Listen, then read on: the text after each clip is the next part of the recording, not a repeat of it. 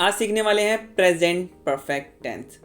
Present perfect tense क्या होता है और कैसे पता चलता है वाक्य के अंदर कि हमारा ये प्रेजेंट परफेक्ट टेंस है।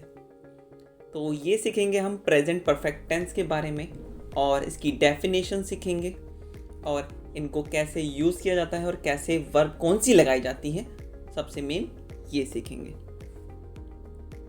तो सबसे पहले इसकी डेफिनेशन देखते हैं। ये आपकी डेफिनेशन है, this tense is a mixture of present and past. At the time of speaking the action is already completed in the past. It always implies a strong connection with the present, though action took place in the past. इसका जो मतलब होता है हिंदी में, पहले हम देखते हैं दिस से लेकर पास्ट तक कि क्या हमारा मतलब होता है। ठीक है, डॉट से पहले, पहला डॉट से पहले जो हमारा लिखा है पहले डॉट से, उसके बारे में जाने कि प्रेजेंट और पास्ट का मिक्सचर होता है। कि इसका मतलब ये है कि कोई भी हम काम करते हैं, हमने थोड़ी देर पहले किया होगा और क्या करेंगे, हम प्रेजेंट में बताएंगे। अगली लाइन यही है, eight the time of speaking the action is already completed in the past. Okay, तो जो हमारा काम है पास्ट में हमने कर लिया है। जब हमसे कोई पूछेगा, ठीक है, प्रेजेंट में थोड़ी देर हमने पहले कर लिया। जैसे एक एग्जांपल है कि आपको कोई काम दिया गया, ठीक है, थोड़ी देर पहले काम दिया गया और जैसे एग्जांपल मैंने ही काम दिया और आपसे मैं थोड़ी देर बाद पूछने आता हूँ, तो आप क्या जवाब देंगे कि हाँ मैंने ये कर लिया है।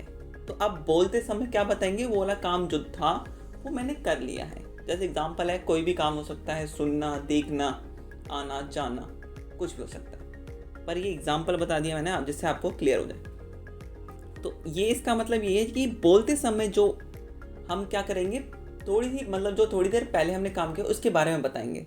किसको? लिसनर को, कि हाँ मैंने कर लिया है। Okay, it always implies a strong connection with the present though action took place in the past. इसका मतलब क्या होता है कि जो एक्शन है हमारा पास्ट से हम क्या करते हैं, लेते हैं, ठीक है, और क्या बताते हैं, हम प्रेजेंट का स्ट्रॉन्ग कनेक्शन बताते हैं। ठीक है, मतलब पास्ट का और प्रेजेंट का कनेक्शन एक दूसरे से बहुत ज़्यादा होता है कि हम प्रेजेंट में पास्ट का काम बता रहे हैं, तो ये स्ट्रॉन्ग कनेक्शन है कि पास्ट में जो काम किया था ना, अब हम बता रहे हैं कि हमने कर लिया है। अब उसको हम शो करेंगे, हाँ ये काम मैंने ये किया है, ठीक है, बताएंगे प्रॉपरली लिसनर को। तो ये होता है हमारा, इसकी डेफिनेशन ये होती है कि पहली जो लाइन है हमारी, ठीक है, जो डॉट तक है हमारी पास्ट तक, कि मिक्सचर होता है। दूसरा क्या है, जब हम बोलते हैं वो काम पहले हम पास्ट में कर लेते हैं। तीसरा क्या है, एक कनेक्शन होता है पास्ट और प्रेजेंट के बीच में।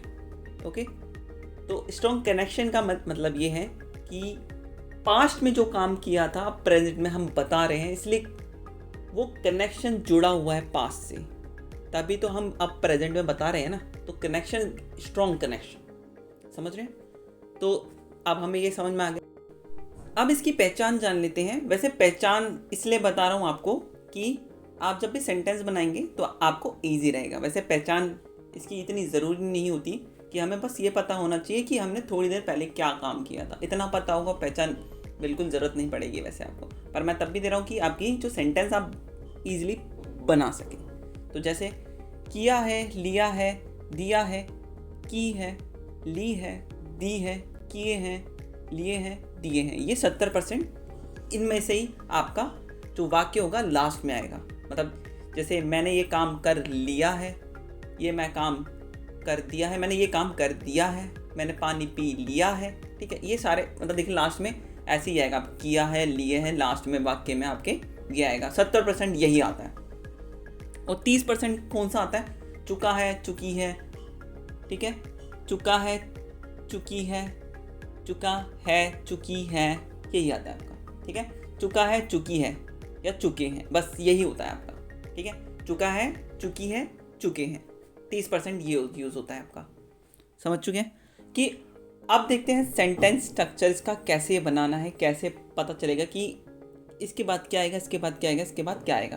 तो अफर्मेटिव रूल है हमारा कि अफर्मेटिव का मतलब मैं पहले ही बता चुका हूँ कि जो वाक्य साधारण होते हैं जिसमें नहीं का कोई मतलब नहीं होता और प्रश्न तो पूछा ही नहीं जाता। तो इसका जो रूल होता है हमारा, subject plus has, have plus verb की third form V3 plus object. अब जब भी हम टेंस बना रहे होते हैं, ठीक है, तो सबसे ज़्यादा फोकस किस पे होता है हमारा, सब्जेक्ट। इसमें सब्जेक्ट हमारा हमेशा एक्टिव रहता है। जब भी हम बात करें ना, सब्जेक्ट ज़रूर होगा उसमें। सब्जेक्ट का मतलब समझ रहे हैं ना, I, we, you, they, he, she, it, ये सारे हमारे सब्जेक्ट होते हैं, ठीक है, और इनको प्रोनाउन भी कहते हैं, ठीक है। तो सब्जेक्ट तो ये हो गया। हैज़ हैव में से क्या यूज़ होगा, मैं आपको बता देता हूँ। हैज़ हैव, जैसे आपका हैज़ हैव कहाँ यूज़ होगा, सबसे पहले हैज़ की बात करते हैं। हैज़ हमारा यूज़ होगा ही, शी, इट, ठीक है, ये सिंगुलर नाउन के साथ यूज़ होता है, ये थर्ड पर्सन होते हैं हमारे, he, she, it, okay, third person हो गया। और आई के साथ हमेशा क्या लगेगा, हैव लगेगा, ओके, ये सेकंड नहीं होगा, ये फर्स्ट पर्सन होगा, आई फर्स्ट पर्सन होगा, और यू सेकंड पर्सन होगा, ओके, और थर्ड पर्सन प्लूरल में दे होगा, और वी हमारा फर्स्ट पर्सन होगा। सिंपल सा अगर कहा जाए, ही, शी, इट के साथ हैज़ लगाना है, आई, वी, यू, दे के साथ हैव लगाना है। Got it. तो जैसे एक सेंटेंस देख लेते हैं और वैसे ही आपको बनाना होगा, ठीक है। जैसे आपका वाक्य है, मैंने हाल ही में ये फिल्म देखी है। मैंने हाल ही में ये फिल्म देखी है, ओके। तो हाल ही में ये फिल्म देखी है, तो अब हाल ही में के लिए यूज़ होगा रिसेंटली, ओके। तो सबसे पहले एक्टिव कौन है यहाँ पे, एक्टिव देखिए किसकी बात की जा रही है, मेरी, मैंने बताया मैंने हाल ही में यह मूवी देखी है, तो मेरी बात हो रही है, तो आई, और आई के साथ हैव लगा देंगे, रूल के साथ चलते रहिए। सब्जेक्ट आ गया, हैज़ हैव में से क्या आएगा, अब आई के साथ हैव, वर्ब की थर्ड फॉर्म क्या होगी।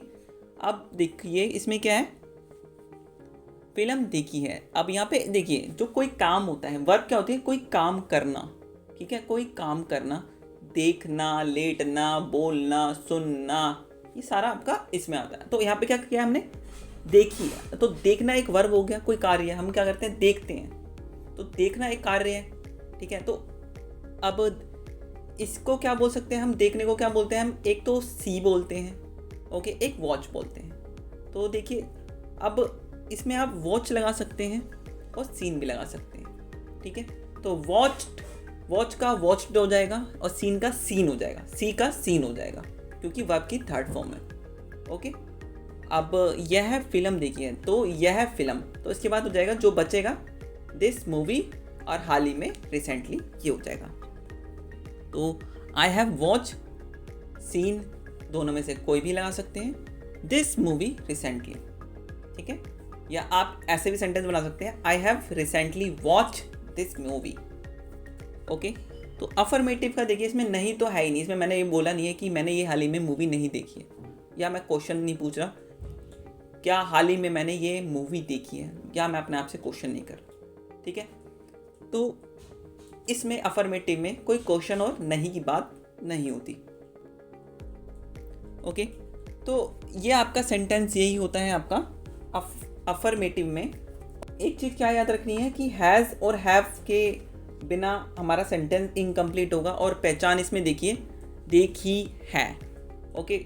मैंने जैसे बताया था, किया है, लिया है, दिया है, और देखी है। लास्ट में देखिए स्वर के साथ फिर है आएगा, आ ई उ, ये सारे हमारे स्वर होते हैं। तो लास्ट में क्या है, देखी ई है, तो स्वर आएगा लास्ट में, तो हमारा पता चल जाएगा, और ये काम क्या है, हमने कर लिया है।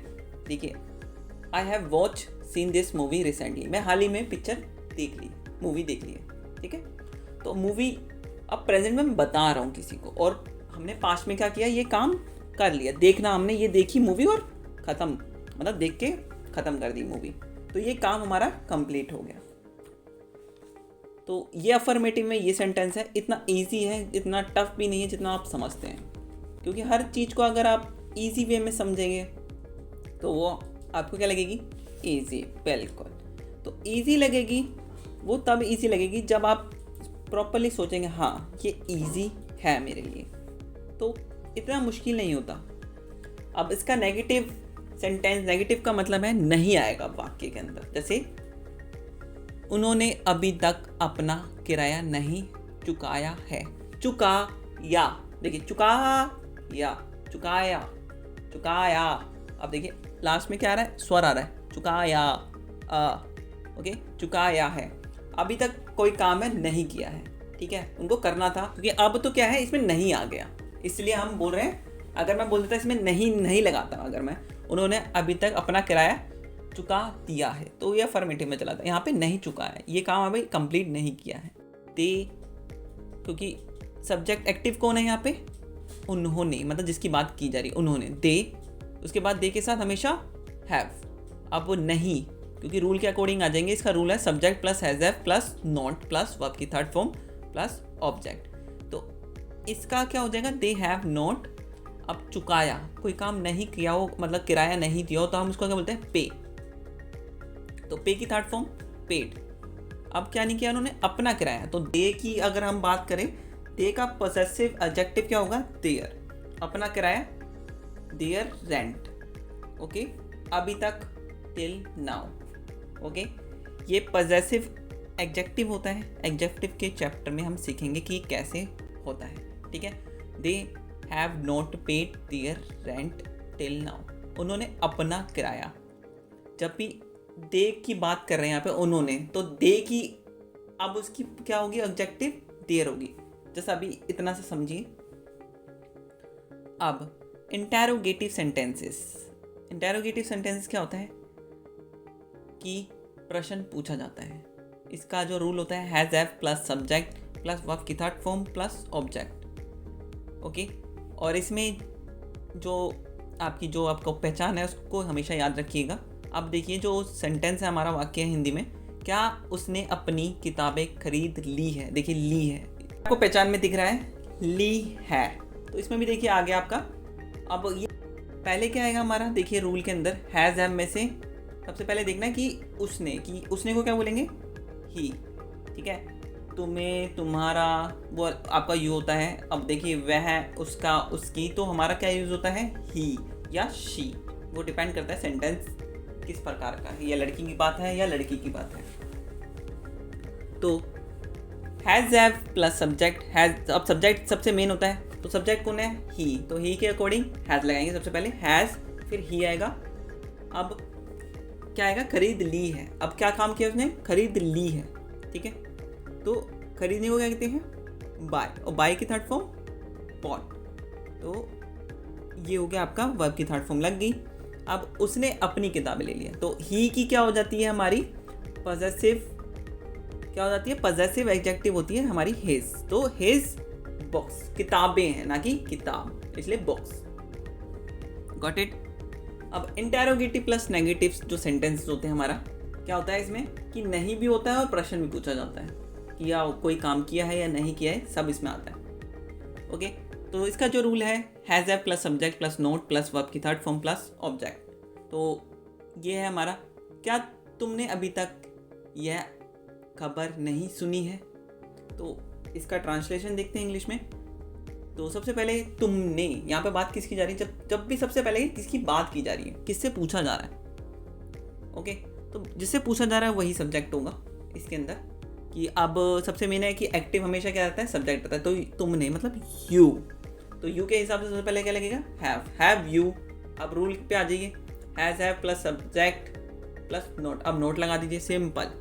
अब नहीं सुनी है, सुननी को क्या कहते हैं, हियर। तो अब इसकी थर्ड फॉर्म क्या हो जाएगी, हर्ड। अब क्या, यह है खबर, दिस न्यूज़। अभी तक को क्या बोलेंगे, येट बोल सकते हैं, एज येट बोल सकते हैं। ओके, तो ये आपका इंटेरोगेटिव प्लस नेगेटिव हो गया। कि अफर्मेटिव में क्या पता चलता है कि कोई काम जो होगा, ठीक है, वो थोड़ी देर पहले किया होगा।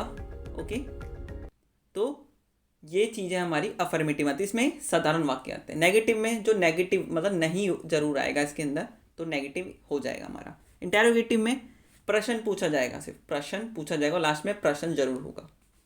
इंटेरोगेटिव प्लस नेगेटिव में इसमें प्रश्न भी होगा, ठीक है, क्वेश्चन मार्क भी आपको लास्ट में लगाना ही लगाना है, ठीक है। और जैसे अभी मैंने बताया था, has you not heard this news yet, question mark भी लगेगा उसमें, और इंटरोगेटिव में भी क्वेश्चन मार्क है। ओके, तो सबसे मेन है क्या, अफर्मेटिव, नेगेटिव, इंटरोगेटिव और इंटरोगेटिव नेगेटिव, इसका जो रूल है सबसे मेन है, रूल होना चाहिए। और यही होता है बेसिकली कि कुछ नहीं होता, कुछ जो थोड़ी देर पहले काम किया है उसमें डाल दो, बस बताने के समय में क्या करना है, हमें पिछला काम जो हमने थोड़ी देर पहले किया है वो बताना है। ओके, थोड़ी देर पहले किया हो, ना कि बीता हुआ कल के बारे में बतानी है, नहीं, जो अभी थोड़ी देर पहले किया हो वो वाला पास लेना है सिर्फ। ठीक है, तो आप समझ रहे होंगे। तो यही बोलना चाहूँगा एंड में, अगर आपको समझ में आया है या नहीं समझ में आया, तो समझ में आया तो आपके लिए अच्छा है, नहीं आया तो वो उसकी हम क्या कर सकते हैं, प्रैक्टिस कर सकते हैं। प्रैक्टिस करने से क्या होता है, हमारी लर्निंग अच्छी होती है। तो प्रैक्टिस करिए सबसे मेन। और वीडियो अच्छी लगती है तो लाइक करिए, अगर नहीं अच्छी लगती तो डिसलाइक करिए, और कमेंट करिए, या चैनल को सब्सक्राइब भी कर सकते हैं अगर आपको वीडियो अच्छी लगती है तो। और कुछ ना कुछ तो करिए। तो ये लास्ट में यही बोलना चाहूँगा आपको, thank you so much for watching this video, thank you so much.